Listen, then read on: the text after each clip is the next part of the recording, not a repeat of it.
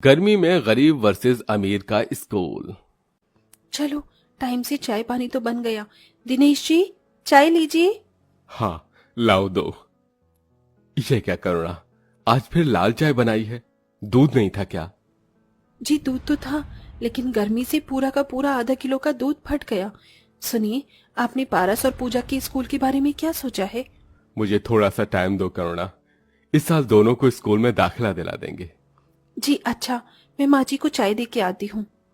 अपने दोनों बेटे बेटी के भविष्य की चिंता भरे दिल से गरीब बहू करुणा चाय लेके बाहर आती है, जहां बूढ़ी सास श्यामा आंगन में बैठी पंखा डुला रही थी। ओहो, इस गर्मी ने तो दुखी कर दिया है। घर के भीतर से तवे की तरह तप रहा है और बाहर भी एक पत्ता भी नहीं हिल डुल रहा। माँ जी ये लीजिए चाय। चाय की तरफ तो देखने का भी मन नहीं हो रहा बहू। थोड़ा मटके का ठंडा पानी पिला दे, कब से प्यास लग रही है। जी लाई, ये लीजिए माँ जी। माँ जी ये दोनों कहाँ हैं? आंगनवाड़ी जाने का टाइम हो गया है।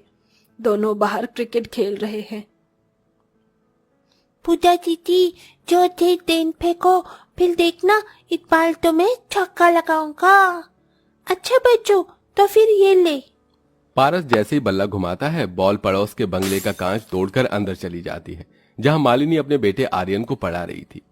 2 1 जा 2, 2 2 जा 4, 2 1 जा 2, 2 2 जा 4। यक, ये कीचड़ में सनी हुई बॉल कहाँ से आई? इन गरीबों के बच्चों ने तो नाक में दम कर दिया है। आज तो इन बदमाशों की खैर नहीं। गुस्से में लाल पीली हुई मालिनी नन्हे से पारस का जोर से कान मल लेती है। आई आई माँ, तुम दोनों भाई बहन ने हुड़दंग मचा रखा है। अच्छी खासी सोसाइटी में खुद तो पढ़ते लिखते नहीं हो और मेरे बच्चों को भी डिस्टर्ब कर रखा है। माँ बचाओ। बेटे की आवाज सुनकर गरीब बहू ममता दौड़कर बाहर आती है। पारस का कान एकदम लाल पड़ा हुआ था। क्या हुआ पारस बेटा? माँ, इनका मंडी आंटी ने पारस का कान मरोड़ दिया। मालिनी जी, ये क्या बर्ताव है आपका मेरे बच्चों के साथ? अरे आप तो हाई स्कूल विद्यालय में अध्यापिका हैं, क्या उन बच्चों के साथ भी ऐसा ही करती हैं आप? How dare you talk like that. मैं जिस हाई स्कूल में पढ़ाती हूँ वहाँ सब बच्चे बड़ी फैमिली से आते हैं, जिनका स्टेटस है। तुम्हारे लुच्चे लफंगे बच्चों की तरह आवारागर्दी नहीं करते हैं। मालिनी अपने पैसे, अमीरी और टीचर होने की पोस्ट का घमंड दिखाकर चली जाती है, क्योंकि करुणा की पारिवारिक स्थिति खास अच्छी भली नहीं थी। जबकि मालिनी का इकलौता बेटा था, जिसे वो बड़े प्राइवेट स्कूल में पढ़ा रही थी। उसकी महीने भर की फीस ही 50,000 थी, जबकि गरीब दिनेश के दिन की कमाई 200 और 300 रुपए थी, जिसमें खाना पीना करना ही भारी था। अपनी गरीब हैसियत के हिसाब से करुणा और दिनेश दोनों को सरकारी स्कूल में अपने बच्चे का दाखिला दिलाना पड़ता है। गर्मी के मौसम के लिए वहां कोई भी सहूलियत नहीं थी। कक्षाओं के नाम पर एक ही टीन की छप्पर थी, जिसमें सभी गरीब बच्चे जलती हुई जमीन में बैठते हैं।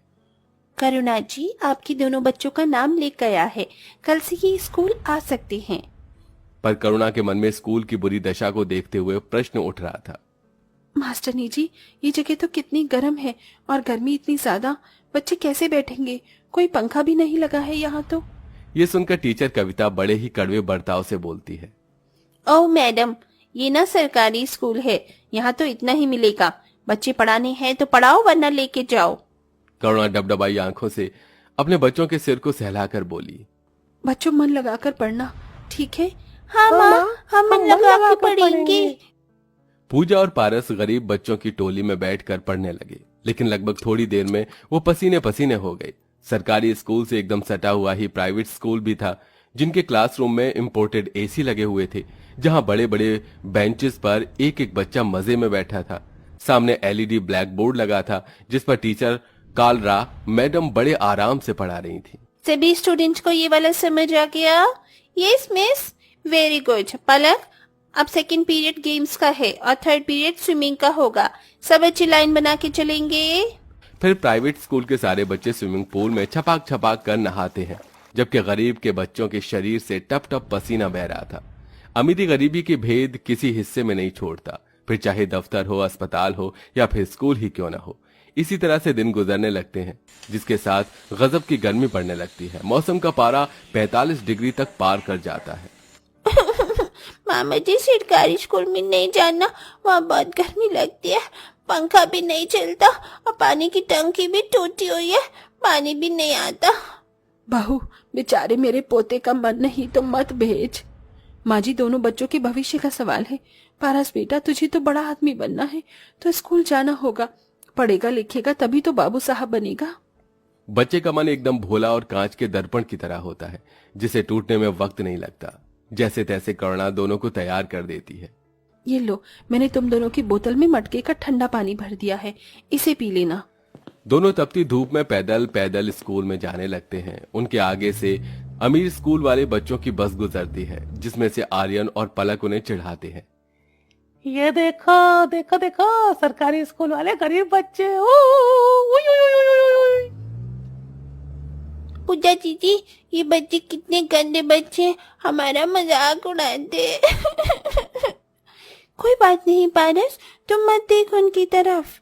चिलचिलाती धूप और शरीर को दहला देने वाली गर्मी ने बेचारे बच्चों के शरीर को झुलसा कर रख दिया था। सबके शरीर में फुंसी घमौरी निकल आती हैं। माँ, दीदी, मुझको गर्दन में चींटी काट रही है, बोतल का पानी भी खत्म हो गया है। पारस देख, मैडम जी की बोतल में ठंडा बर्फ वाला पानी है, मैं उनसे मांगती हूँ। मैडम जी, थोड़ा पानी दे दो, हमको प्यास लगी है, बस 2 घूंट ही पियेंगे। ये सुनकर टीचर कविता किलस कर पूजा को डांट देती है। अबे ओ लड़की, चल जाकर बैठ जा, समझी ना। प्यास के मारे दोनों भाई बहन का मुंह सूख गया था। पूजा ने कहा, पारस चल, छुपकर अमीरों वाले स्कूल में चलते हैं, वहाँ से ठंडा बर्फ वाला पानी भर कर लाएंगे। दोनों के संग में और भी कई गरीब बच्चे आंखों में अमीरियों का स्कूल देखने की आशा लिए गेट से घुस आते हैं। जहां कुछ बच्चे बड़े से स्विमिंग पूल में नहा रहे थे, तो कुछ बच्चे आराम से एसी में बैठे लंच खा रहे थे। ओ तेरी, इन अमीर बच्चों का स्कूल तो कितना बड़ा है, और यहाँ पर कितनी बड़ी बड़ी बिल्डिंग है। हाँ बंटी, और यहाँ तो कितना कुछ है, झूला भी है, पार्क भी है, स्विमिंग पूल भी है। ये कितना मजे करते होंगे ना। तभी आर्यन के साथ और भी बच्चे उनकी रैगिंग करने लगते हैं। ओह देखो देखो फ्रेंड्स, ये गरीब स्कूल के बच्चे हमारे स्कूल में से ठंडा पानी भरने आए हैं, चलो इन्हें मजा चखाते हैं। हाँ, इनको तो पनिशमेंट मिलनी चाहिए, इन्हें मुर्गा बनाते हैं। नहीं, हमें जाने दो, हमें जाने दो।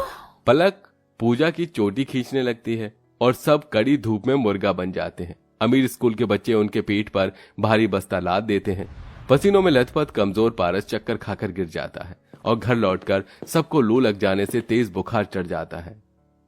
पारस, पूजा उठ जाओ, देखिए ना माँ जी, दोनों आंखें नहीं खोल रही, मेरा तो दिल बैठा जा रहा है। माँ, मुझको स्कूल नहीं जाना है। मेरा लाल, तुझे स्कूल नहीं भेजेंगे, अब उठ जा बेटा। धीरे धीरे दोनों की तबीयत सुधर जाती है, पर दोबारा से कड़ी धूप गर्मी में पड़ने की कठिनाई उन्हें उठानी पड़ रही थी। इधर एक दिन जब आर्यन स्कूल से घर आता है तो बंगला बंद होता है। मम्मी तो अब तक आ जाती हैं, कितनी तेज धूप हो रही है। थोड़ी देर तक तो थर्मस का पानी पी के वो रहता है, लेकिन चिलचिलाती धूप और जल रही थी। लू से वो बेहोश हो जाता है। हे भगवान, मालिनी मैडम जी का बच्चा तो बेहोश हो गया है, लगता है घर पे कोई नहीं है। करुणा उसे झोपड़ी में लाके बिस्तर पर लेटाकर पंखा करने लगती है। बहू देख, उसे होश आ गया। आर्यन तुम ठीक हो? रुको, मैं तुम्हें मटके का ठंडा पानी देती हूँ, ये लो। दरवाजे से खड़ी होकर मालिनी प्रेम जताते देखकर पछतावे भरे दिल से बोलती है, आर्यन, मेरा बच्चा तो ठीक तो है? हाँ mummy, I am okay. Aunty और पूजा पारस ने मेरी केयर की। करुणा, मुझे माफ कर दो, मैंने उस दिन तुम्हारे बच्चों के साथ कितना बुरा बर्ताव किया, और तुमने मेरी एब्सेंट में मेरे बच्चे को अपने बच्चे की तरह प्यार किया, ख्याल रखा। मालिनी जी, आप मेरी पड़ोसी हैं, एक पड़ोसी दूसरे पड़ोसी के काम नहीं आएगा तो कौन आएगा?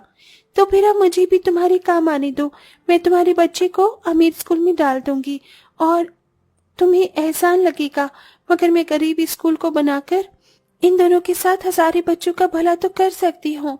उससे हर बच्चे का भविष्य सुधरेगा और उन्हें गर्मी में पसीना पसीना होके नहीं पढ़ना पड़ेगा। मालिनी अमीर स्कूल की हेड थी, उसके पास बहुत पैसा था, जिसे वो गरीब स्कूल में पक्के कमरे बनवाती है और पंखा भी लगवाती है, जिसके साथ वो रोज ही अपने बेटे के साथ करुणा के गरीब बच्चों को भी स्कूल छोड़ते हुए जाती, जिससे गरीब स्कूल पहले की तरह नहीं रह जाता है।